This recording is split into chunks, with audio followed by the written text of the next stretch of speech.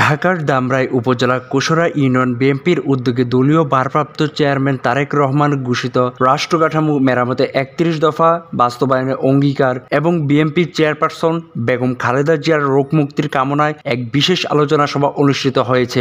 সভায় সভাপতিত্ব করেন সভাপতি কোশরা ইউনিয়ন বিএনপির এম.এ. হাই। প্রধান অতিথি হিসেবে উপস্থিত ছিলেন বিএনপির জাতীয় নির্বাহী কমিটির সদস্য ও ধামরাই উপজেলা বিএনপির সভাপতি আলহাজ তমিজউদ্দিন, ধামরাই উপজেলা সাধারণ সম্পাদক শামসুল ইসলাম, কৃষক দলের সভাপতি নজরুল ইসলাম, কোশরা বাজার সমিতির সভাপতি মোহাম্মদ জহির ইসলাম, কোশরা ইউনিয়নের কৃষক দলের সভাপতি বেলায়েত হোসেন, ধামরাই থানার ছাত্রদল রাকিব হাসান, কোশরা ইউনিয়ন ছাত্রদল সভাপতি পদপ্রার্থী মোহাম্মদ রাফি। সভায় বক্তারা বিএনপির ঘোষিত ৩১ দফা বাস্তবায়নের দৃঢ় প্রত্যয় ব্যক্ত করেন এবং দেশনেত্রী বেগম খালেদা জিয়ার সুস্থতার জন্য দোয়া করেন। এছাড়াও দলের ভবিষ্যৎ কর্মপরিকল্পনা নিয়ে গুরুত্বপূর্ণ আলোচনা হয়।